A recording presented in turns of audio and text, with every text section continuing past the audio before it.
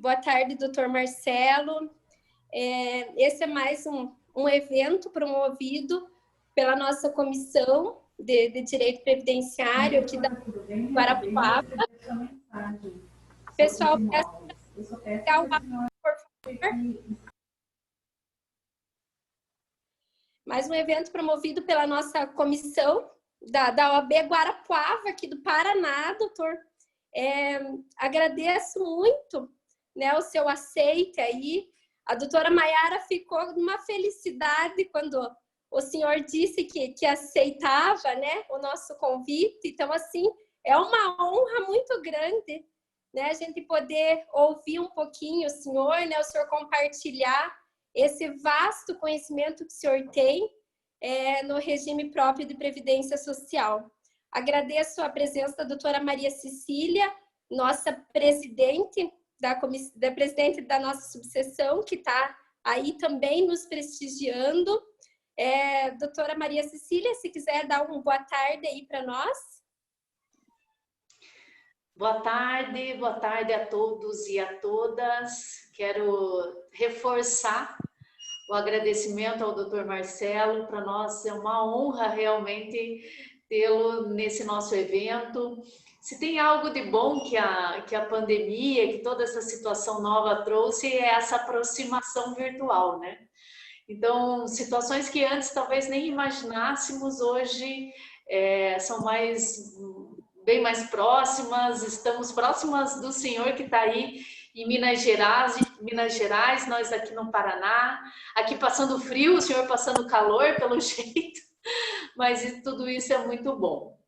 Então, agradeço e parabenizo mais uma vez a Comissão de Direito Previdenciário, que tem sido tão ativa aí durante todo esse período e trazendo, né, um conhecimento. Então, parabéns a todos. Doutor Marcelo, muito obrigada e também boas-vindas aí a todos os nossos participantes.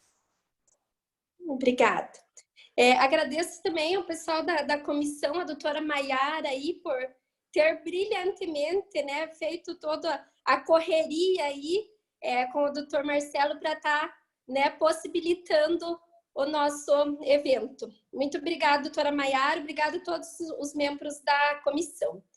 Doutor, então vamos iniciar o objetivo, né, da nossa conversa sobre o regime próprio, né, e as mudanças trazidas pela Emenda Constitucional 103 de 2019. Sabemos que até a Emenda 20 de 98, né, doutor, os servidores, eles não contribuíam para a Previdência, para, né, a aposentadoria. Então, depois dessa emenda que começou, né, antes acho que era só pelo fato de ser servidor público, né, era um abono, né, e não tinha nenhuma contraprestação. Então, doutor, eu gostaria de ver com o senhor se inicialmente poderíamos, né, fazer um apanhado geral sobre o regime próprio e daí depois entrar nessas mudanças trazidas pela Emenda Constitucional 103. Pode ser, doutor? Pode ser. Bom, em primeiro lugar, eu queria agradecer o convite que me foi feito, né? Agradecer a OAB do Paraná, a subseção aí de Guarapuava, não é? A doutora Maria Cecília, que representa, então, a presidência, a Karina, que está sendo a mestre de cerimônias aí desse evento, a doutora Maiara, com quem nós tivemos um contato para viabilizar essa conversa, né? Esse bate-papo. Hoje eu já estive em vários lugares, doutora Maria Cecília. Natal, Contagem, Belo Horizonte, agora estou em Guarapuava, né? Isso é muito bom, isso nos permite essa facilidade e acabamos nos adaptando, né? A advocacia previdenciária mudou, a advocacia em geral mudou. Eu acabei de sair de uma reunião do escritório, fiz uma consulta e agora numa live, né? Acho que nós acabamos nos adaptando e utilizando bem essas ferramentas todas que ficam à nossa disposição. Então, o assunto nosso é sobre a Emenda 103, né? A Emenda Constitucional 103, mas como a doutora Karina acabou de mencionar, eu acho que uma breve contextualização histórica ela é importante para a gente entender esse momento dessa Emenda 103. O regime de previdência dos servidores públicos, ele, na minha obra que eu trato sobre esse assunto, eu identifiquei que ele tem a sua origem em 1910, na década de 1910, e de lá até 1998, como a doutora Carina mencionou, ele era tratado como uma extensão da política de pessoal. Ele não tinha um sistema contributivo, retributivo, bismarckiano, né, como nós previdenciaristas conhecemos, de forma que somente em 1998, por uma emenda que foi reestruturante, né, da Previdência do Servidor, a emenda 20, de 16 de 12 de 1998, criou todo o RPPS e a sua natureza contributiva. Então, essa contributividade, a exigência de equilíbrio financeiro e atuarial, para que o servidor ativo naquela época, né, passasse a contribuir para ter direito à sua aposentadoria, surge a partir dessa emenda 20. E logo em seguida, diversas emendas começam a também movimentar esse regime próprio. Eu vou citar aqui, por exemplo, a emenda 41 de 2003, significativa na alteração do cálculo de proventos, né? O sistema anterior primava pela integralidade e paridade. Nesse assunto, eu faço aqui um parênteses, né? Acabou de sair ontem um parecer da Advocacia Geral da União, que foi assinado, inclusive, em caráter normativo pelo presidente da República, conferindo integralidade e paridade aos policiais até a emenda 103, o que destoa um pouquinho em relação aos servidores de outras categorias funcionais, que só tiveram paridade e integralidade até a emenda 41 de 2003. Os policiais tiveram um tratamento, então, diferenciado por ser uma aposentadoria especial, né, do policial. Mas a emenda 41, então, de 2003, ela faz essa alteração nos proventos, no cálculo dos proventos e no reajuste, já passa a não ter mais à disposição a paridade, que é o reajuste na mesma data, no mesmo índice dos servidores ativos, guardando as regras de transição, né? Aqueles servidores que ingressaram antes desta emenda 41, eles têm, sim, direito à integralidade e paridade, na emenda 41 mesmo, com a regra de transição prevista lá no artigo 6º dessa emenda. Essa emenda também ela traz um artigo 2º, que é uma regra de transição permitindo, talvez não a integralidade e a paridade, mas uma aposentadoria com idade menor do que aquela que passa a ser exigida a partir da emenda 20. Então, por exemplo, servidores, homens, poderiam se aposentar com 53 anos de idade, né? Claro que teriam uma aposentadoria calculada por média e não teria direito à paridade, mas existia regra de transição. Segue-se, tivemos depois a emenda 47, de 2005, ela tratou muito sobre a aposentadoria especial, né, dos servidores, apesar de não ter sido regulamentada por lei, até hoje, inclusive, né? Mas ela também trouxe um artigo de transição, que foi o artigo 3º da emenda 47, garantindo também integralidade e paridade. Então, só aqui a gente consegue já identificar 3 artigos importantes para a nossa fala. O artigo 2º da emenda 41, o artigo 6º da emenda 41 e o artigo 3º da emenda 47. Tivemos a emenda 70, que tratou mais da aposentadoria por invalidez, né, dos servidores públicos. A emenda 88, que trata da aposentadoria compulsória, fixando a idade aos 75 anos, aos 75 anos de idade, a aposentadoria compulsória dos servidores públicos. E, finalmente, né, a emenda 103. Essa emenda 103, ela promove algumas revoluções, né, no sistema, não só do regime geral, porque também é do regime geral, no complementar, mas no regime próprio de forma significativa. Alguns pontos, claro que eu não vou esgotar, não é a intenção de esgotar o assunto, né, mas de possibilitar, inclusive, um espaço para depois a gente poder conversar, tratar sobre algumas questões que os nossos ouvintes aí queiram tratar. Mas a emenda 103, ela tem uma estrutura que vocês já devem ter observado, que ela tem 3 tipos de normas.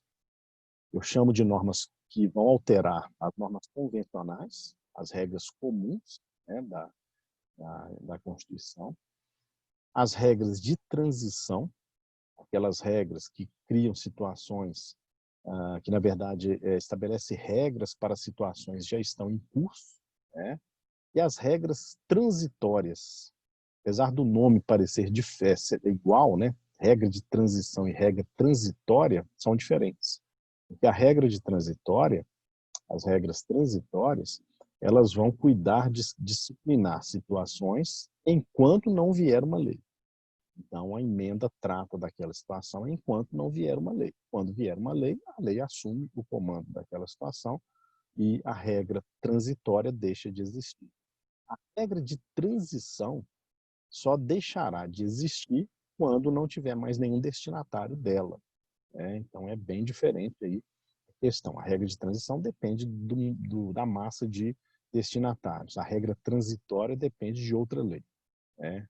Que pode vir ou não a ser publicada.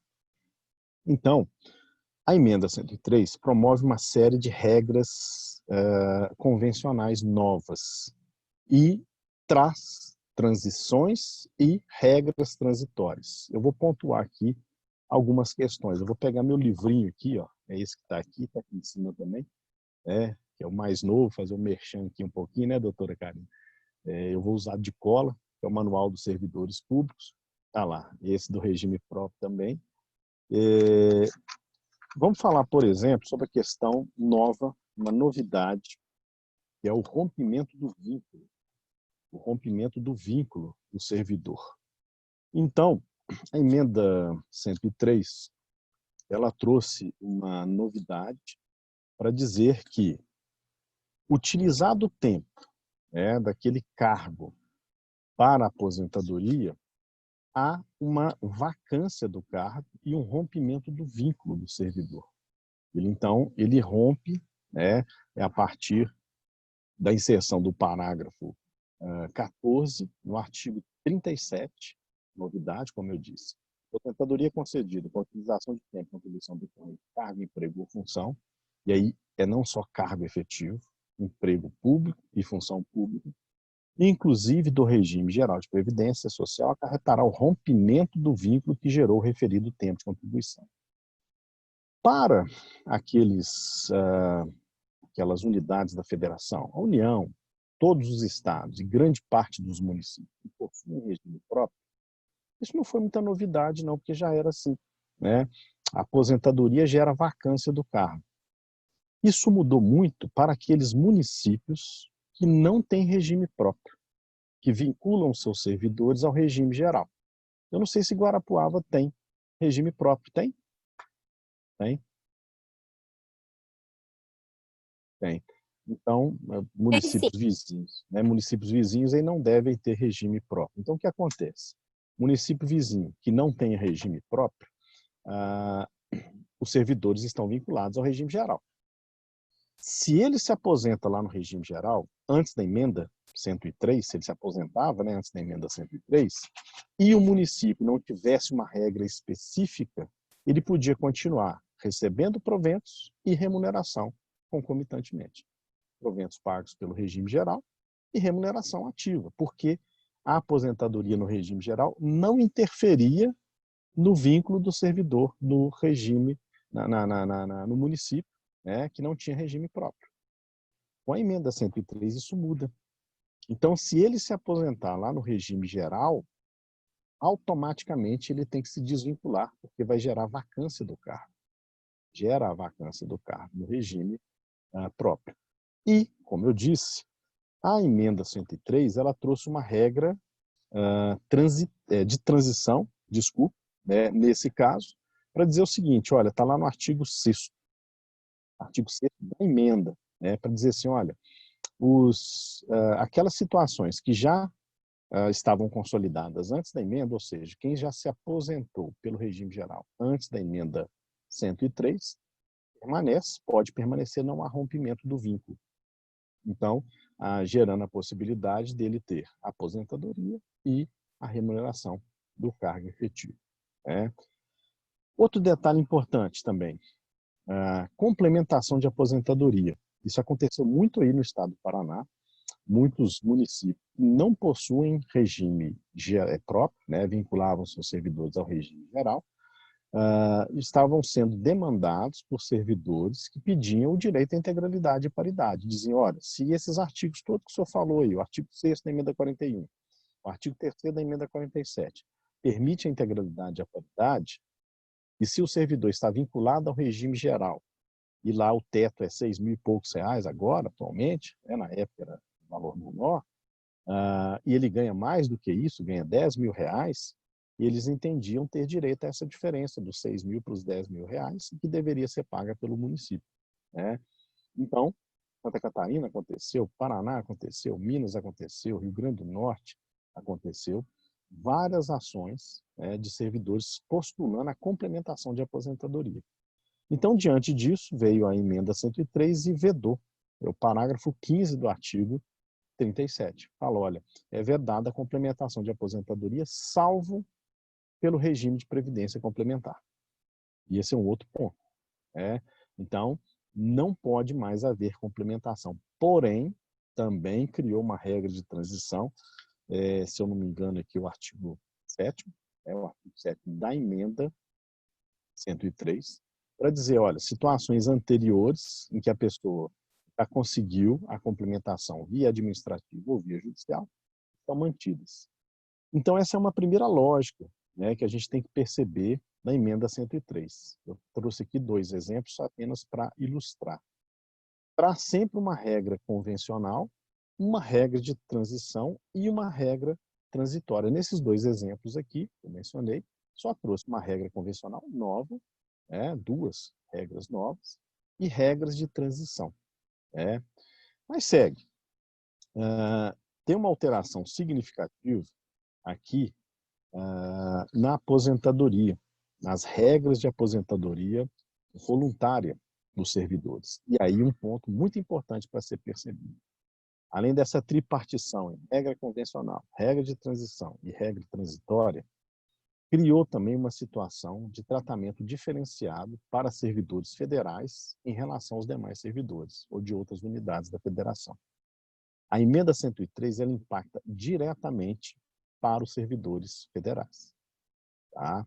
Porém, em algumas situações, não impacta diretamente para os servidores estaduais e municipais, querendo eu dizer que, nem em algumas situações, a grande maioria delas, precisa ter uma reforma estadual e municipal para que as regras da emenda 103 se apliquem ao servidor. Então, o profissional, estou falando aqui para advogados, principalmente, ele tem que ter um cuidado muito forte. Né? Primeiro, é servidor? É. É de cargo efetivo? Sim. Tem regime próprio ou não tem regime próprio? Porque muda, né? A gente acabou de ver. Segundo, é federal? É estadual? É municipal? Sendo estadual e municipal, o Estado e o município já fez a sua respectiva reforma? Não fez? Né? Então tem que avaliar para poder dar o diagnóstico. Por que eu digo? No caso da aposentadoria voluntária, né, o que fez a emenda 103? Criou limite de idade mínimo, 62 anos, mulher, 65 anos, um homem. Né? Exigindo lá todas aquelas outras exigências que já existiam. Né? A pessoa tem que ter pelo menos 10 anos de efetivo exercício de serviço público, 5 anos de cargo efetivo, né? E fixo a idade mínima, 62 mulher, 65 homens homem. Essa é a regra convencional. Mas isso, por enquanto, não vale para os servidores estaduais e federais em cujo município e estado não teve reforma. Né? Então, ainda vai vigorar, de certa forma, a legislação anterior, que previa, por exemplo, idade de 60 anos para homem e 55 para mulher. Então, isso tem que ser observado também. Né? A emenda 103, ela revogou algumas regras de transição, essas que eu mencionei. Revogou o artigo 2º da emenda 41, revogou o artigo 3º da emenda 47, o artigo 6º da emenda 41. Mas revogou para o servidor federal. Os estados e municípios têm que ver a lei do estado e a lei do município para saber se revogou também para eles. Então, o cuidado que o profissional tem que ter aumentou significativamente. E, com isso, aumentaram também os equívocos. os RPPS, às vezes, com os servidores, não conseguem captar, né, essas alterações e vem aplicando, como se a emenda 103 estivesse em vigor para todo mundo, a emenda 103, sem lei municipal, por vezes. E tem que ter a lei municipal, isso é importante, né? Então, tem que avaliar e diagnosticar essa situação. Outra questão interessante aqui, um tema até de uma... Licença um Diga, minutinho só, salva com relação a isso, antes do senhor avançar ao próximo tópico aí. Aqui no Paraná, nós estamos com a seguinte situação. A emenda constitucional 103 trouxe que cada estado e município deveria criar a legislação própria, como o senhor, né, colocou. E o Estado do Paraná simplesmente criou um ato normativo, uma instrução normativa, e está cobrando, e a gente sabe que tributo tem que ser, né, majorado ou instituído por lei, né? E por essa instrução normativa foi majorada a contribuição. Antes eles pagavam 11% do que ultrapassasse o teto do regime geral.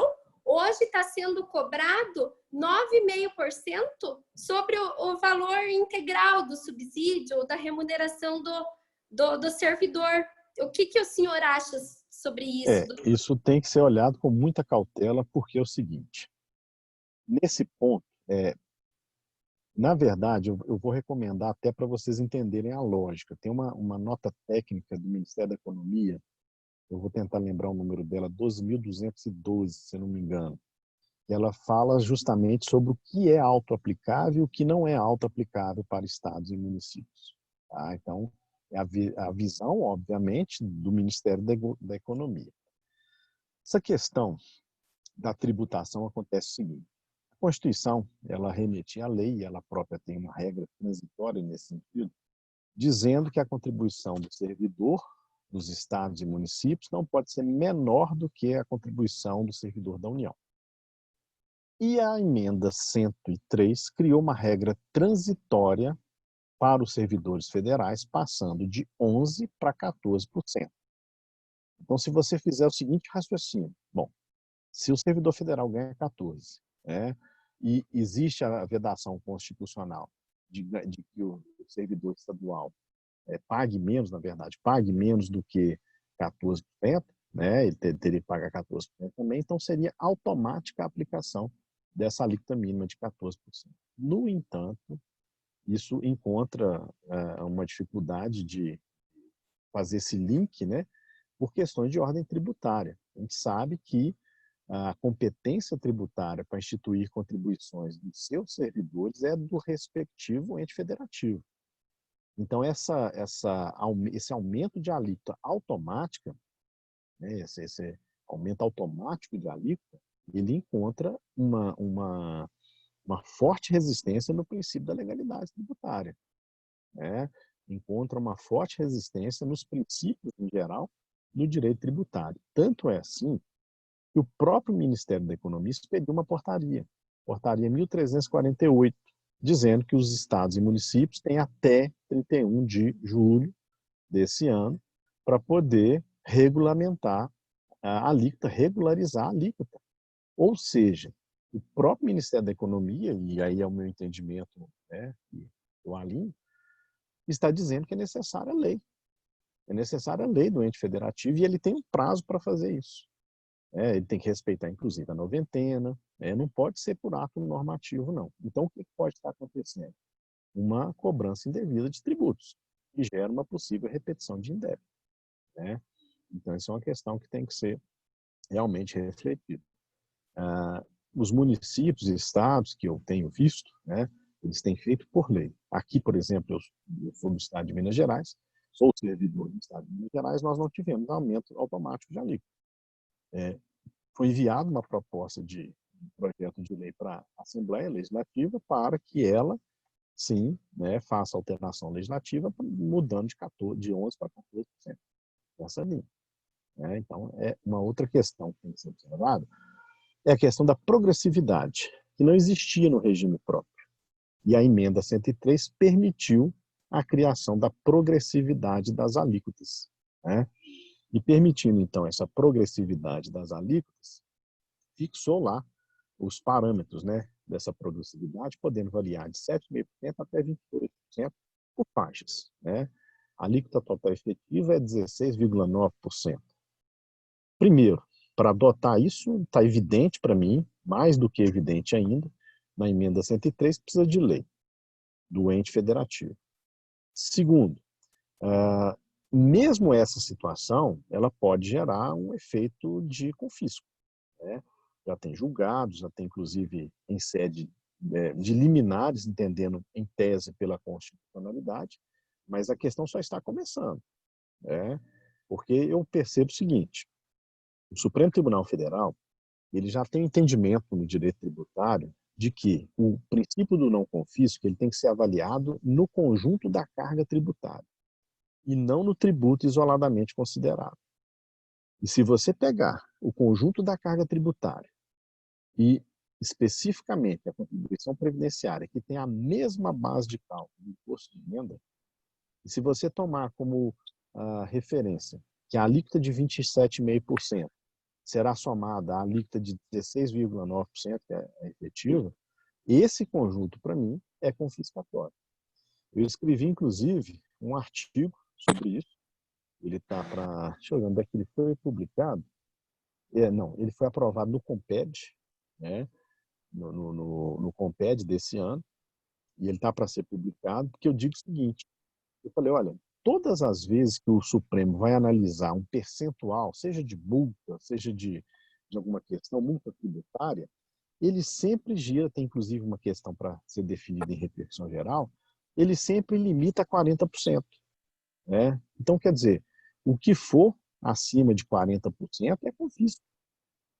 Né? Então, somado a 27,5% mais 16,9% aí já tem isso eu estou tirando os outros tributos, né?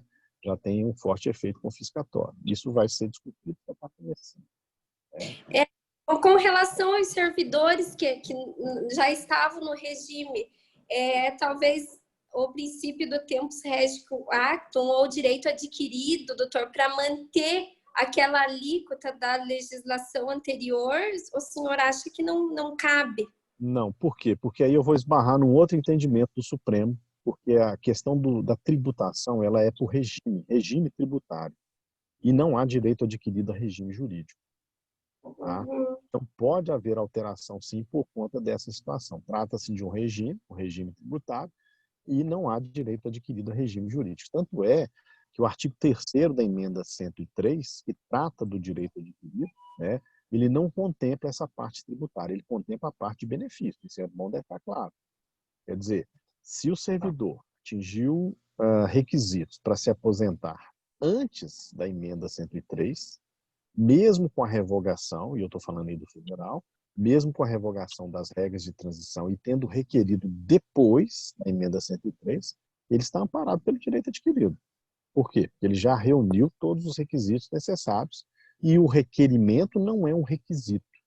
O requerimento ele apenas marca, declara a vontade do servidor de se aposentar. Né? E aí fixa o momento a partir do qual pode ser definido o benefício para ele. Mas em termos de tributação, o artigo 3º não alcança nessa medida. Né? Okay? Então, a única coisa a ser discutido seria essa instrução normativa, né? Que foi majorado por instrução normativa. Né? E ela, de certa forma, cria tributo sem lei. Refere o artigo 150 da Constituição. Né? Não pode haver tributo sem lei. E defina. Tanto é assim que, eu repito, é a portaria 1348. Ela prevê prazo para o Estado e município fazer. Ora, quer dizer, prevê porque a lei é que vai ter que fazer. Não pode ser automático assim. Né? E ainda assim, quando fizer, vai ter que respeitar o princípio da noventena. Né? Por exigência constitucionalmente aplicável. Tem que observar também. Ótimo. Obrigada, Isso é só um detalhe, tem mais. Né? Vamos falar aqui de outro assunto que também vem trazendo uma certa angústia.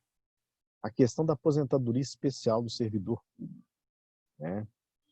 Então, desde a emenda melhor, desde a Constituição de 88, já era garantida a aposentadoria especial do servidor.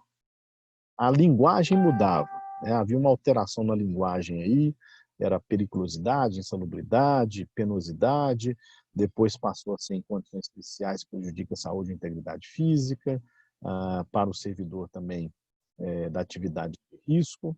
Estou falando aqui do antigo artigo 40, parágrafo 4º, com a redação dada pela emenda 47, com 3 incisos, um falava do servidor deficiente, outro do que exercia atividade de risco, o outro em condições especiais que prejudica a saúde ou a integridade física. Veio a emenda 103 e tratou das 3 situações de forma diferenciada, criando os artigos, os parágrafos 4º-A, 4º-B, 4º-C do artigo 40 da emenda da Constituição de 88, né, na redação da emenda 103. Então, falou da atividade de risco, falou do servidor deficiente e falou das condições especiais. Pois bem, tá. Nesse ponto, o que acontece? O servidor que exerce atividade de risco ficou definido pela interpretação da Constituição e por decisões dadas pelo Supremo Tribunal Federal, em sede de mandados de injunção, ficou definido que atividade de risco é atividade policial. A emenda 103 elasteceu um pouco para dizer atividade policial e os agentes socioeducativos, agentes penitenciários, inclusive foram transformados logo depois pela emenda 104 em polícia penal, vocês já devem observar isso. Os agentes penitenciários agora fazem parte de uma categoria que é da polícia, polícia penal, emenda 104. Então elasteceu um pouco. Mas, em relação ao deficiente, o servidor deficiente, e ao servidor que exerce atividade em condições especiais, que coloca em risco a saúde e a integridade física, continua ausente legislação específica para o RPPS. Nós não temos uma lei ainda, não tinha antes, não tem depois da emenda 103, uma lei integradora para suprir essa norma, que é uma norma de eficácia limitada. Então, não existe essa lei. O que tem sido feito? Bom, para o caso do servidor em condições especiais, que exerce a sua atividade em condições especiais, coloca em risco a saúde e a integridade física, devido aos vários mandados de injunção do sistema anterior, criou-se a súmula vinculante 33, aplica-se no que couber o regime geral. No caso dos deficientes, se aplica a lei 142, se eu não me engano, de 2014, que estabelece a aposentadoria do segurado deficiente no regime geral, então se aplica também ao servidor. E aí tem instrução normativa do Ministério antigo, Ministério da Previdência, a instrução normativa número 1 de 2010, a instrução normativa número 2 de 2014, que se aplicam aí nesses casos. Mas o que mudou com a emenda 103? Passou a exigir lei do respectivo ente federado. Então, nós não vamos ter mais uma lei geral que vai definir as aposentadorias especiais de forma uniforme, de maneira uniforme para todo o país, não. Cada regime próprio vai ter a sua lei definindo a sua maneira, essa aposentadoria especial dos servidores públicos. Pode ser igual, pode ser diferente. Existe essa autonomia. E aí eu queria tratar de uma situação bem delicada, que é o tema 709, que muitos aqui conhecem, que foi julgado recentemente aqui pelo Supremo Tribunal Federal, entendendo que o segurado, que já se aposenta, ele deve se afastar daquela atividade nociva. É o artigo 57, parágrafo 8º, se não me engano, manda aplicar o artigo 46 da Lei 8.213. Então, a regra passa a ser, então, para o segurado, de que ele não pode continuar na mesma atividade, tem que se afastar daquela atividade. Como repercutir isso no regime próprio? Aí no Paraná, inclusive, eu tive notícia que muita gente já está normatizando, muitos regimes próprios já expediram instruções dizendo, olha, se aplica o tema 709 e pronto, não pode continuar. Primeira observação que eu faço. o julgamento do Supremo, ele analisou a Lei 8.213, não analisou regras de regime próprio. Então, se a legislação do município ou a legislação do Estado tiver regramento próprio, prevalece o regramento próprio do Estado e do município. É dizer que o Estado e o município têm autonomia para regrar. Segundo, não tendo, vamos imaginar que o município ou o Estado não tenha regramento próprio. Se aplica o tema 709, a tese fixada, o tema 709, muita calma. Por quê? Voltando para a súmula vinculante 33, que continua válida, ela diz assim: aplica-se ao regime próprio no que couber as regras do regime geral. Então, a pergunta que nós temos que responder é: cabe aplicar no regime próprio a tese fixada no tema 709 para o regime geral? É isso que nós temos que responder. E aí eu vou dizer, bom, temos que pensar. Eu entendo que, primeiro, pode até se aplicar, mas com uma condição: tem que ter lei do respectivo ente federado. Ele tem que legislar sobre isso. Primeiro, que a Constituição determina que ele legisle. E segundo, que essa aplicabilidade não pode ser imediata. Eu vou dar um exemplo concreto para a gente entender. É muito comum profissionais da área de saúde terem mais de um cargo público. Inclusive, eles podem ter mais de um cargo público porque a acumulação é lícita, segundo o inciso 16 do artigo 37 da Constituição. Podem acumular cargos efetivos profissionais da área de saúde. Inclusive, é estimulado isso, essa possibilidade. A regra é: não pode haver acumulação de cargos públicos, exceto para professores, 2 cargos de professor, 1 cargo técnico e científico e cargos dos profissionais da área de saúde. Ok. Então, veja, ele tem 2 cargos. O Supremo Tribunal Federal, ele já decidiu, em várias situações, que a linha de cada cargo é diferente. Então, por exemplo, uma das questões que tem no regime próprio, no serviço público em geral, é a limitação, o teto de proventos e de remuneração. Está no artigo 37, inciso 11. Ninguém pode ganhar mais do que o subsídio do ministro do Supremo, a título de remuneração de cargo público. Certo? Certo. Então vem uma questão. Como que o Supremo decide essa questão quando há acumulação de cargos? Imagina um médico que ganha 30 mil reais num ente federado e 30 mil reais no outro ente federado. Isso pode acontecer? Pode. A minha pergunta é: ele vai ter que se limitar aos 39 mil reais, que é o subsídio do ministro do Supremo, e vai ter que decotar em um, ou ele pode receber 30 mil nos dois? O Supremo já tem diversos julgados entendendo que as linhas são distintas. E o teto, então, se aplica em relação a cada um. Ele vai receber 30 aqui e 30 lá. Não há ultrapasse do teto nesse caso. Então, a minha pergunta é: esse mesmo médico, então ele se aposenta no cargo 1 e continua exercendo atividade no cargo 2. O tema 709 manda que ele se afaste. Ele vai ter que se afastar? Sendo que a Constituição permite que ele fique? Isso é uma questão que, a meu juízo, meu entendimento, para ilustrar que o tema 709 não se aplica automaticamente também à tese fixada do tema 709, da aposentadoria especial, não se aplica automaticamente ao RPPS. Tem que avaliar a situação, tem que avaliar a legislação de cada ente federado, porque senão eu estou invertendo os papéis. O Supremo legislando e os municípios e estados executando, apenas sem a possibilidade de legislar. Eu tenho visto, então, nesses casos, que meu entendimento é esse, pela não aplicabilidade automática do tema 709 no RPPS. E isso vai acontecer.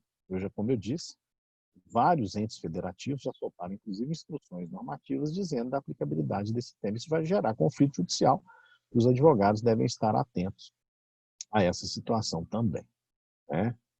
Bom, vamos mais um ponto aqui, tem vários pontos que a gente pode tratar.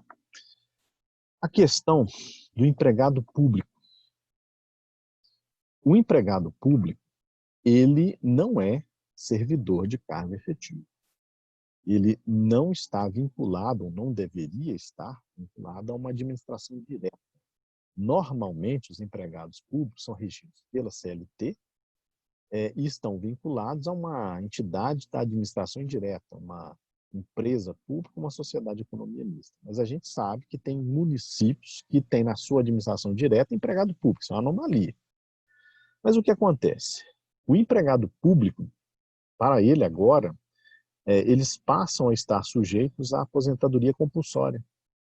A emenda 103 determina, lá no artigo 201, seria um parágrafo do artigo 201, não vou lembrar de cabeça qual que dizendo que os empregados públicos, então, eles passam a ter que se aposentar aos 75 anos de idade. E aí vem uma questão. E aqueles empregados públicos que já estavam aposentados quando do advento da emenda 103, eles já estavam aposentados e completam 75 anos de idade. Porque a gente lembra o seguinte, aposentou antes da emenda 103, não rompia o vínculo. Depois da emenda 103, rompe o vínculo. Ele aposentou antes, então não rompe, continua trabalhando. Aí chega aos 75 anos de idade. Ele vai se aposentar? Como vai se aposentar? Ele já é aposentado, não pode ter duas aposentadorias no regime geral. E aí? Ele continua trabalhando ou não continua trabalhando? A emenda não deu resposta sobre isso. Isso não tem resposta, isso vai ser judicializado. Ele aconteceu muito. Ele requereu no regime geral a aposentadoria antes de 13/11/2019. Mas a concessão do benefício só foi hoje, de 18 de junho de 2020. Isso acontece? Acontece. Sabe o que acontece? Então, ele aposentou depois ou antes da reforma, se ele requereu antes? Bom, lá no dispositivo fala assim, concessão de aposentadoria. A concessão foi agora. Mas a gente sabe que o efeito financeiro dela é a DER, a data da entrada do requerimento. Então, esse caso especificamente, ele aposentou, ele é considerado aposentado antes. Então, ele não tem ruptura de vínculo, não. Isso vai ter que ser trabalhado e observado também, porque a norma, por vezes, deixou essa questão em branco. Outra questão, deixa eu pegar minha colinha aqui, que eu queria tratar. Abono de permanência. O abono de permanência, ele era o valor equivalente, era um abono, não era uma isenção, ele tinha natureza de abono, era um valor equivalente à contribuição previdenciária, que era 11% na grande maioria. Então, o servidor que completou todos os requisitos para aposentadoria voluntária, para algumas aposentadorias voluntárias antes da emenda 103, ele tinha direito a um abono de permanência no valor equivalente à contribuição previdenciária. E como fica o abono de permanência depois da emenda 103? Depois da emenda 103, o abono de permanência passa a ser até o valor da contribuição previdenciária, a depender de uma lei do ente federativo, que vai definir qual é o valor. Pode ser o valor ou pode ser até o valor. Outra observação importante, aí talvez uma das poucas coisas que a gente pode dizer que a emenda favoreceu. Ela permitiu a extensão do abono de permanência para todas as modalidades de aposentadoria voluntária, inclusive a aposentadoria especial. É dizer, então, que se o servidor que trabalha em condições especiais, que coloca em risco a saúde ou a integridade física, alcançar as regras de aposentadoria especial e quiser continuar em atividade, ele não é obrigatório, não é obrigado a se afastar, né? Ele continua em atividade, ele tem direito ao abono de permanência. Professor, mas não seria um contrassenso você estimular por abono de permanência a pessoa a continuar, sendo que a aposentadoria especial é para a pessoa sair? Bom, o abono não tem só o efeito de estímulo à permanência no serviço. Ele é um incentivo financeiro para quem completou as regras de aposentadoria. Diga, em relação a... Agora só foi normatizado isso, mas tinha uma circular já do STF que falava sobre o abono de permanência na aposentadoria especial, né? Sim, já tinha, mas era via judicial, né? Você Ah, acabava tendo que buscar a via judicial. Agora já está mais do que claro, via administrativa você já permite essa possibilidade, né? E vou falar aqui, para não estender muito a minha parte, e deixar aberto para a gente poder discutir, sobre um tema que foi bastante alterado, tanto para o regime próprio quanto para o regime geral, que é a questão da pensão por morte. Tá? E aí eu vou chamar bastante a atenção do pessoal para observar o artigo de regência. Deixa eu pegar minha colinha aqui. O artigo 24, né? O artigo 24 da emenda 103, porque esse artigo 24, vou chegar nele aqui, ele tem dois pontos a serem bem considerados. O caput e o parágrafo 1º. O caput, ele traz uma regra vedando a acumulação de mais de uma pensão, mas permitindo a acumulação nos casos em que for possível a acumulação de cargos, né? Então tem essa vedação. Primeiro, regra, é vedada a acumulação de pensão, salvo nos casos de acumulações lícitas permitidas pela Constituição. Ok. E aí vem o parágrafo 1º e estabelece uma série de permissões de acumulação, vedando outras, mas permitindo. Por exemplo, pensão de professor com pensão de professor, do parágrafo 1º é pensão de qualquer regime com pensão de outro cargo, de outro regime, pensão de qualquer regime com aposentadoria de outro regime e pensão militar com aposentadoria do regime próprio. Então, veja, o parágrafo 1º ele só permite algumas acumulações, mas nesses casos restringe o recebimento do valor, conforme o montante. Você escolhe o benefício mais vantajoso, em relação ao benefício menos vantajoso haverá um decréscimo. Eu quero alertar para o seguinte: o tratamento dado no caput do artigo 24 é diferente do tratamento dado no parágrafo 1º. O parágrafo 1º permite a acumulação e impõe a restrição de valor.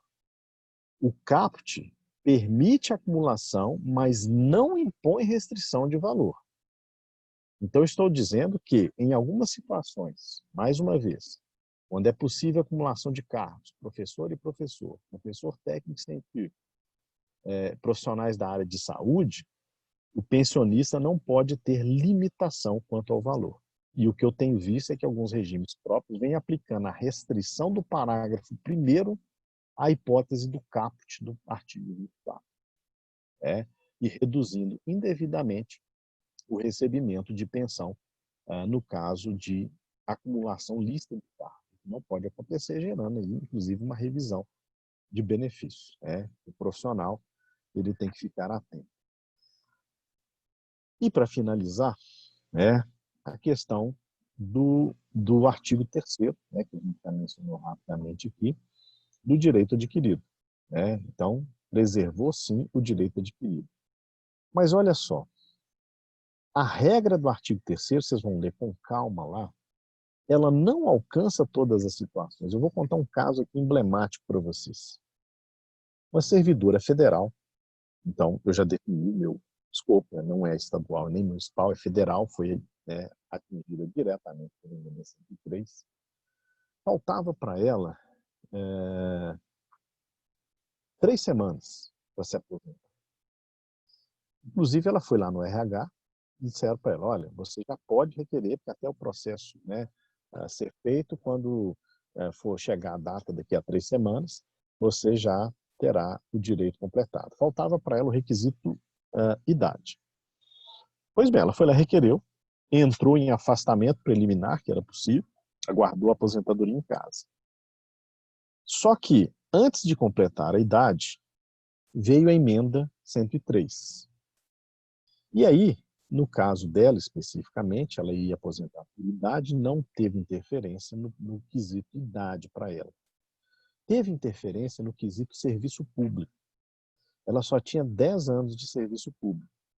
E a regra de transição passa a exigir, vocês vão ver lá, no artigo 4º da emenda 20, no artigo 20, 4º da emenda 103 e no artigo 20 da emenda 103, em ambos os casos, passa a exigir que a pessoa tenha no mínimo 20 anos de efetivo exercício. Em miúdos, faltavam 3 semanas para ela se aposentar. Se for levar em conta a regra de transição, vai ter que ficar mais 10 anos para se aposentar. A idade dela, que vai ser aos 62 anos na regra convencional, vai chegar primeiro do que a regra de transição. Então, concluindo, a regra de transição para ela, ou para o caso dela, foi pior do que a regra convencional. Então, eu concluo que não houve regra de transição para ela. Ela não foi contemplada com regra de transição. Isso, a meu ver, gera o que nós já conhecemos, uma inconstitucionalidade por omissão. Né? Então, no caso dela, houve uma inconstitucionalidade por omissão. Nós pedimos para que fosse, nós judicializamos essa questão, pedimos para que fosse declarada a inconstitucionalidade por omissão e repristinado o direito anterior a ela, que lhe dava o direito de se aposentar. É uma tese, vamos ver o que vai acontecer. Mas existem essas controvérsias. Bom, eu elenquei aqui alguns temas que poderiam ser mais polêmicos, mais pontuais, dentro do meu tempo de fala aqui, né, que eu pude estabelecer, justamente para provocar alguma reflexão, né, por parte de todos que estão nos assistindo aí, mas, na verdade, não fica limitada a nossa conversa a esses pontos que eu mencionei, e fico aberto para que vocês, querendo, possam fazer intervenções, e, repito, não precisa ser necessariamente sobre esses temas que eu falei apenas a título de exemplo, e renovo aqui os meus agradecimentos pela possibilidade de compartilhar, né, esse conhecimento com vocês.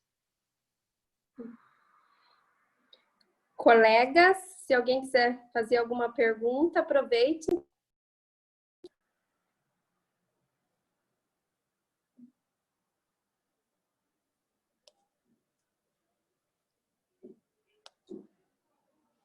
Seu áudio está desligado, Maia. Agora isso. Boa tarde, tudo bom? Tudo bem? Tudo bem. Professor, em relação ao empregado público, no caso da aposentadoria especial, sabe? Eu tenho clientes que, aqui no Paraná, nós temos a Sanepar e a Copel, tem muitos empregados públicos e são atividades especiais. E muitos se aposentaram e hoje continuaram trabalhando, sabe? Até semana passada, a outra semana, quando teve julgamento do STF, todo mundo me ligou, e aí, o que a gente faz, né? Doutora, a minha dúvida é o seguinte, em relação àquilo que ficou no acórdão lá, entre a suspensão e a cassação do benefício, o que é aquilo? O que nós podemos... Vai perder o benefício? Pois é, isso é um tema extremamente sensível, né? A gente, inclusive, ficou atento a essa situação. Nós, lá pelo IBDP, do qual eu faço parte, nós, inclusive, fizemos uma live sobre essa situação, em que nós não ousamos ainda fechar a questão, se é suspensão, se é cancelamento, se é extinção, se é ato nulo, ato anulável, porque isso tudo tem uma questão a ser refletida e não foi refletida no julgado do Supremo. Então, o que nós orientamos? Primeiro, isso tem que ser objeto de embargos de declaração, né, para que o Supremo possa definir qual é o efeito, se vai ser cancelamento, se vai ser suspensão. Por quê? Se o ato for nulo, tem efeito ex tunc a data do ato de concessão e todos os efeitos disso, né?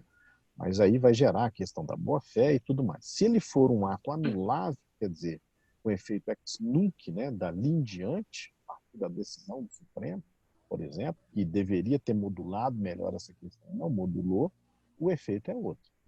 Então, enquanto isso não se resolve, deveria ficar mantido o status quo, né, como a coisa está, até a definição do Supremo em caso de embargo de declaração. É isso que a gente vem falando e vem ponderando. Não pode aplicar diretamente, porque olha o problema específico do servidor e do cargo do emprego público. Se aplicar o cancelamento do benefício, se ele já rompeu, se ele já está aposentado, aplica o cancelamento do benefício, como que ele vai reverter ao cargo ou ao emprego?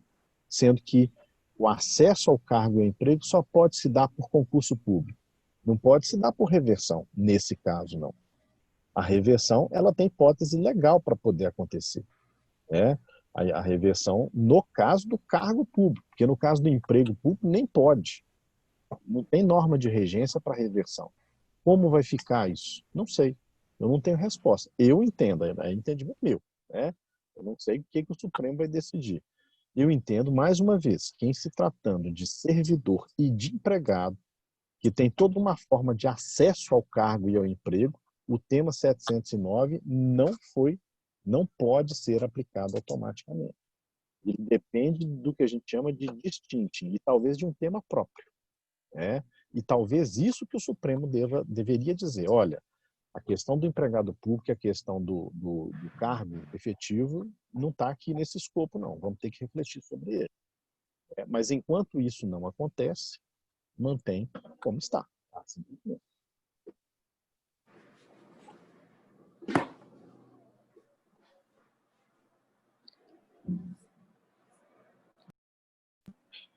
Mais alguma pergunta, doutora Maiara? Era só isso no momento. Algum colega? Doutor, vou fazer uma perguntinha aqui, então. Me conte uma coisa, como que fica em relação à perda da qualidade de segurado no regime próprio? É possível aplicar o artigo 15 da Lei 8.213, lá, da extensão da manutenção da qualidade de segurado? Como que funciona isso no regime próprio? Essa é uma pergunta interessante, né? A gente falar lá do período de graça, né? Se aplica, se não se aplica, o artigo 15 da Lei 8.213. O parágrafo 12 do artigo 40, que não foi alterado pela emenda 103, ele diz o seguinte: aplica-se ao regime próprio no que couber no regime geral. Tanto é que isso foi objeto da súmula 33, especificamente para a aposentadoria especial. Mas no caso do RPPS, né, existe essa possibilidade, no que couber. Então vamos entender o que é a manutenção da qualidade segurada pelo período de graça. Por 12 meses, né? Pode se estender por mais 12, pode chegar até 36 meses em algumas situações, sem contribuição, independentemente de contribuição. Esse é um ponto. O que acontece é o seguinte: no âmbito do RPPS, existem algumas hipóteses ou de ruptura ou de suspensão da condição de segurado. A hipótese de ruptura é morte do servidor, a vacância do cargo por exoneração ou demissão. Imagine, então, que ele seja exonerado do cargo. Vai gerar a vacância do cargo. Ele não mantém vínculo. Então, não poderia ter um período de graça, porque existe a ruptura. É a tese da ruptura do parágrafo 13 do artigo 37 inserido. Isso já vigorava jurisprudencialmente antes. Agora foi constitucionalizado. Então, o que dizem, né, a maior parte aí dos autores, e isso não tem ainda jurisprudência, do que eu estou dizendo, é que o período de graça é incompatível com o RPPS, porque a ruptura acontece antes da possibilidade de ter esse período de graça. No entanto, eu conheço uma lei, eu estou tentando lembrar o nome da cidade, eu acho que é São João de Meriti, lá no Rio de Janeiro, que tem uma previsão legal do período de graça para o RPPS. Agora, isso é básico.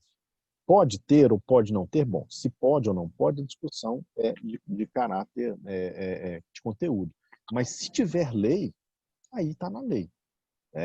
Mas a questão da previsão legal, ela é necessária. Mas, como eu disse, a única que eu conheço é essa lei. Eu nem sei se está em vigor, do município de São João de Meriti, no Rio de Janeiro. Eu acho que é esse mesmo. Ótimo. Doutor, outro questionamento aqui que eu separei.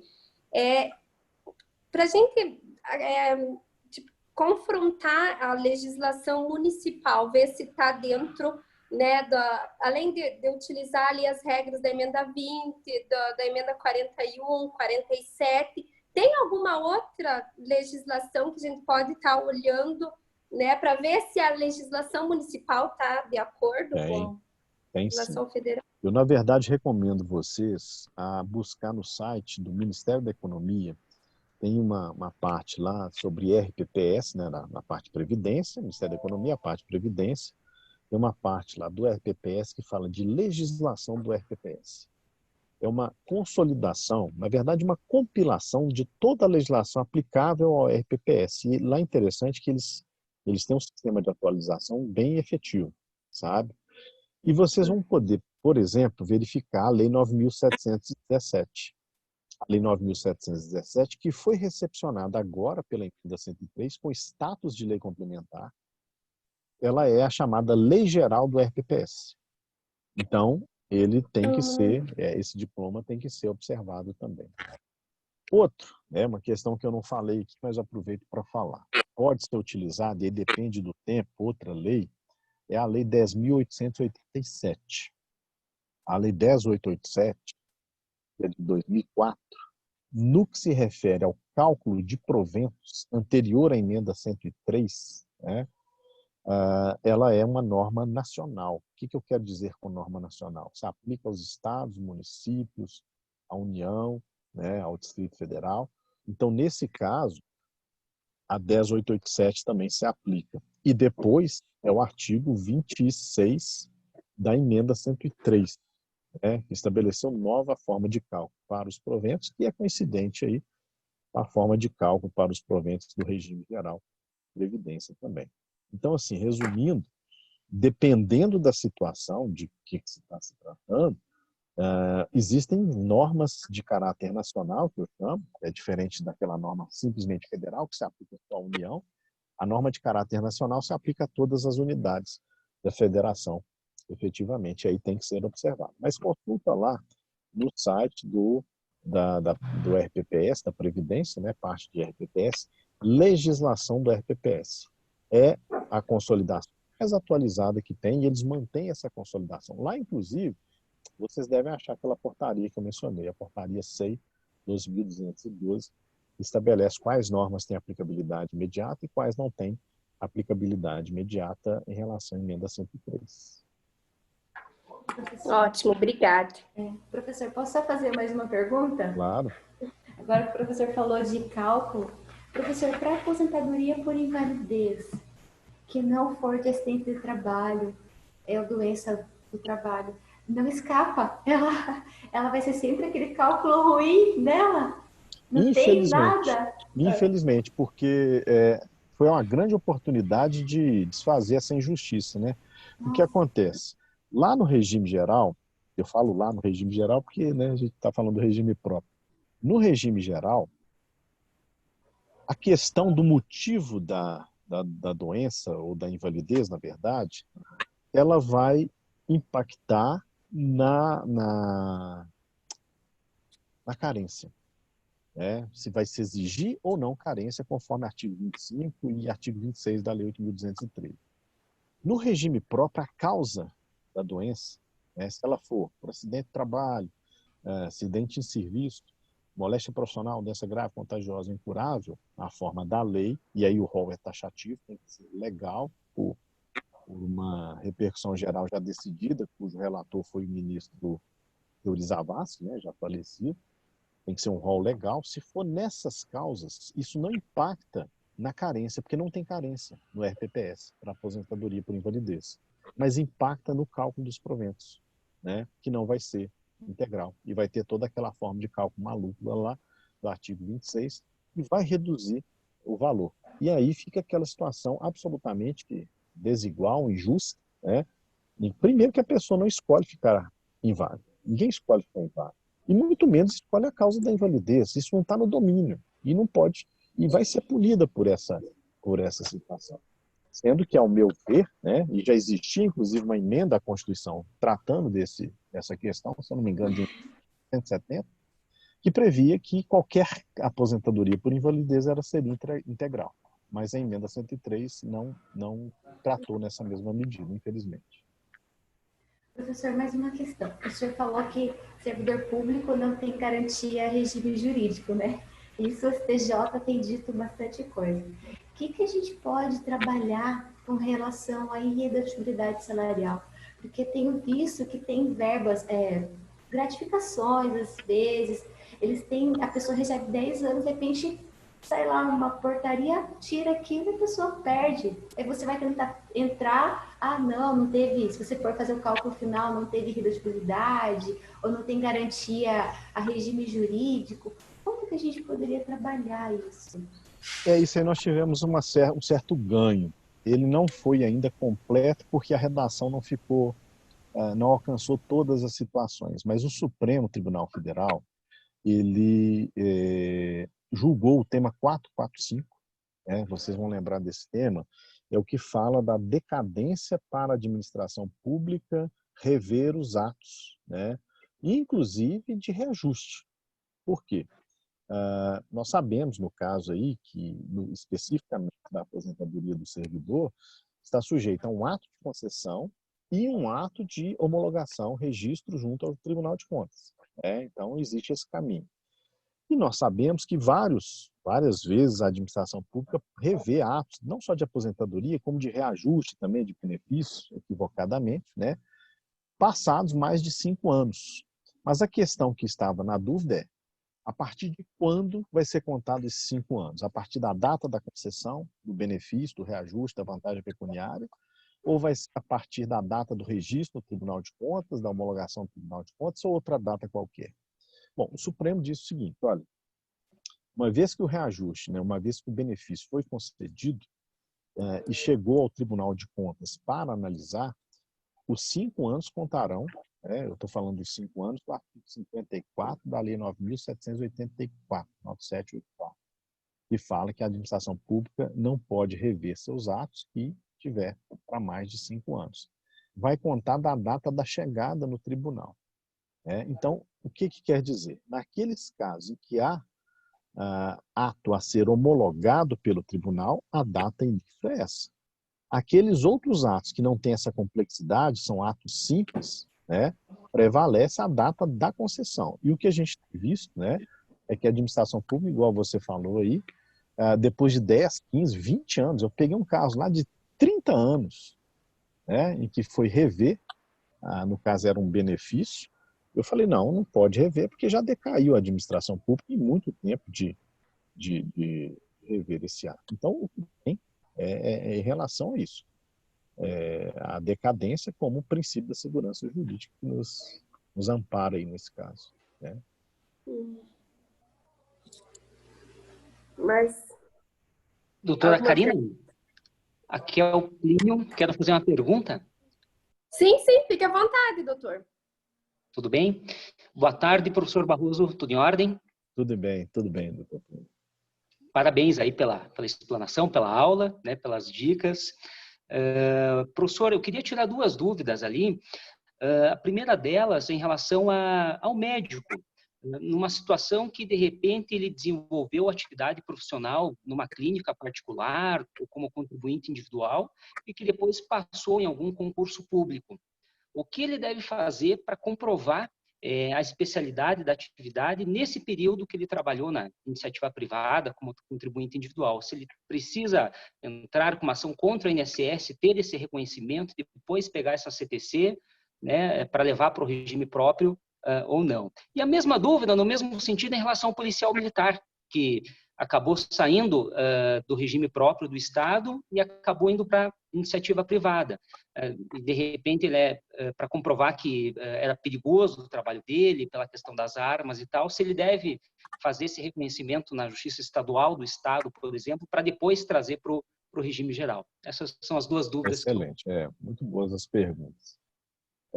Primeiro, a questão do profissional, vamos pegar do profissional da área de saúde, que estava no regime geral e vem para o regime próprio, essa é a hipótese.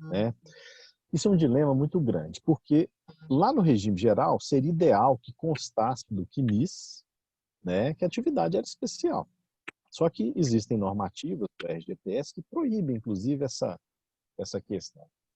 Aqui em Minas, a gente fez algumas coisas via escritório nessa linha.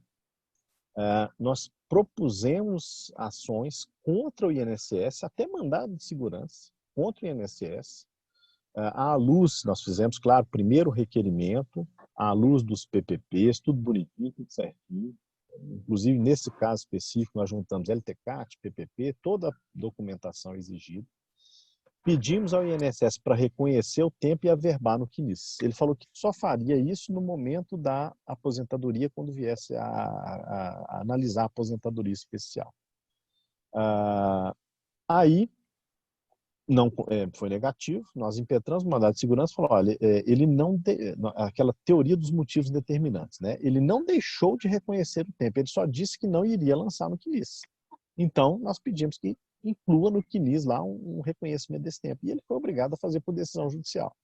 Daí, quando nós trouxemos esse tempo do regime geral reconhecido como especial para o regime próprio, o regime próprio falou, não, você vai ter que fazer prova aqui. Eu falei, não. Tem o artigo 19 da Constituição fala que o município, no caso, não pode negar fé a documento público. E o documento público já tem reconhecimento, você tem que admitir como especial. E acabou dando certo. Tá? Mas na maioria das vezes não acontece, né? E o STJ, eu não vou lembrar de cabeça, mas o doutor vai pesquisar, já tem o entendimento de que a prova do tempo especial pode ser feita no regime instituidor. Não precisa ser no regime de origem, ou seja, ele pode fazer isso junto ao regime próprio, né, no qual ele esteja para poder.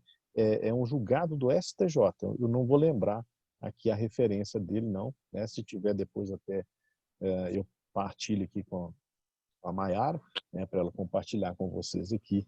E na questão do militar, ela é interessante também. Não existe previsão legal, né, para contagem recíproca de tempo especial. Não estou falando especificamente falando, né? Existe a contagem recíproca, mas ela não fala que tem que reconhecer o tempo como especial. Quando acontece isso, em alguns casos do Rio Grande do Sul também, os colegas me relataram, eu nunca tive dessa situação, não, eles me relataram isso, que eles fizeram também o reconhecimento nessa mesma linha de raciocínio no regime instituidor. No regime instituidor. Então, quando vieram para cá, trouxeram toda a norma de regência, histórico funcional, declaração de atividade, tudo que tinha lá, porque não tem PPP, né? Não tem esses documentos lá no regime militar, mas ele trouxe tudo isso, pediu administrativamente no regime instituidor, obviamente foi negado, ele judicializou e conseguiu essa contagem, né? Mas a alegação é essa, que não existe lei prevendo essa contagem especial, né, recíproca. É só contagem comum, né? É um enfrentamento que tem, ainda são poucos casos judicializados, né, mas que merecem um tratamento diferenciado também. Ótimo. Muito obrigado, professor. Nada à disposição. Doutor, então, ainda em relação ao do militar ali, que o colega bem lembrou, é tempo de regime geral do policial militar, no caso. Para fins de RMI, teria alguma diferença no valor do benefício? Como que é feito essa contagem? Ajuda alguma coisa ou não? Pode ajudar, porque, na verdade, o que eles pedem? Eles pedem, enquanto tempo de militar, né, para converter num percentual, e esse percentual também, doutor, varia. Eu já vi pedidos de percentual de 20%, de 17% a mais, né, para poder aumentar o tempo de contribuição. E com isso aumenta aí, né, a RMI por tabela. Né? Lembrando isso, ele está saindo do militar e indo para o regime geral. E do militar ele traz o tempo e converte esse tempo especial em comum. Então isso aumenta o tempo dele e aí as consequências disso no cálculo dos proventos. É essa a ideia. Então o tempo de regime geral ajuda na contagem do tempo de serviço militar. É isso? Ajuda. Aí ele tem o direito à contagem recíproca, isso ficou mais claro, inclusive, para a emenda 103. Né? Se vocês vão observar lá, tem o artigo 201, parágrafo 9º-A. Ele fala especificamente dessa possibilidade, com certeza ajuda. Agora, no caso deles, é prestigiado o tempo de serviço militar para eles terem aposentadoria especial. Mas isso agrega, né, se trazendo tempo de fora, isso agrega tempo para ele também. É muito caso a caso, né? Não dá para padronizar. Independente de ser especial, o tempo comum Independente também. de ser especial, comum também conta. né? Ótimo. Mas é aquilo que eu falei, talvez ele não encaixe, porque o tempo de policial, ele não é todo de policial. É 20 anos 20 anos de atividade policial. E os outros 10 pode ser diferenciado. Vocês vão dar uma lida, isso mudou muito na Lei 13.954. Essa lei de 2019, final do ano de 2019, Lei 13.954, mudou significativamente a previdência dos militares. Inclusive, eu recomendo vocês a fazer uma live, viu, Mayara? Se você quiser, eu te passo o contato. O professor Anderson Avelino conhece muito dessa área daqui de Minas Gerais. Um colega nosso, ele é presidente da comissão de Minas, Previdência, nessa área do militar. Seria interessante demais se vocês trabalharem, vai trabalhar essa Lei 13.954. É bem interessante. Ótimo. Colegas? Ninguém mais? Então, acho que dá para a gente finalizar, né? Doutor, mais uma vez, muito obrigado. Né? Não tenho dúvida que foi muito valioso aí essas colocações aí do senhor. Então, agradeço muito mesmo por ter aceitado o convite da doutora Mayara e ter nos auxiliado aí, né, nessas questões do regime próprio. Muito Eu que obrigada. agradeço, fica aí à disposição e assim que tiver outra necessidade, interlocução aí, temas, né, que podem aí surgir dúvidas também, parabenizando pela iniciativa, isso é muito bom, né, fazia via comissão, a OAB está de parabéns, sempre atuante aí nessa empreitada, vamos dizer assim, e a gente sempre à disposição. Eu falo que quando é para a OAB, eu faço sem pestanejar, né, eu acho que é importante a gente ter instituições fortes e compromissadas com o conhecimento. Fico à disposição sempre de vocês. Obrigada. Doutora Maria E assim, Cecília, apesar de não estar, né, em condições ainda, mas um dia eu quero conhecer Guarapuava, se Deus quiser. Ai, se Deus quiser. Amém, né? Só para finalizar, Karina, doutor Marcelo, justamente isso, deixar o convite para conhecer Guarapuava, é uma cidade maravilhosa, se conseguir vir no frio vai aproveitar muita coisa boa, e fica também sempre o reforço do nosso agradecimento, né? O conhecimento compartilhado, com certeza, para nós, é essencial. Então, muito, muito obrigada pela disponibilidade de tempo e por compartilhar tanto conhecimento conosco. E, mais uma vez, reforço também para parabenizar toda a comissão e agradecer a todos os presentes que acompanharam conosco o evento. Obrigada.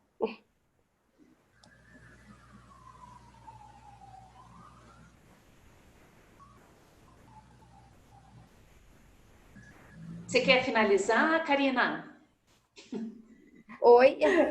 Isso, você quer finalizar, falar mais alguma coisa? Senão, não, encerramos. Muito obrigada a todos os colegas que nos acompanharam, né? E então logo teremos mais eventos aí promovidos pela comissão. Um abraço a todos. Obrigada, um abraço a todos. Doutor Marcelo, obrigada mais uma vez. Tchau.